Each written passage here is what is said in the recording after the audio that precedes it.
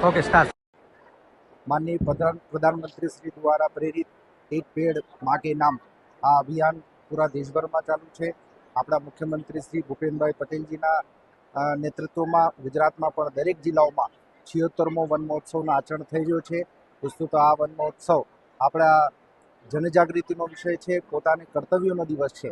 આપણે પોતપોતાનો કર્તવ્યનું પાલન કરીશું, પર્યાવરણના સંરક્ષણ અને સંવર્ધન માટે બધા મળીને પ્રયત્ન કરીશું તો આપણે બધા ભરૂચ જિલ્લા અને ગુજરાતને બધાને હરિત ગુજરાત કરી શકીશું।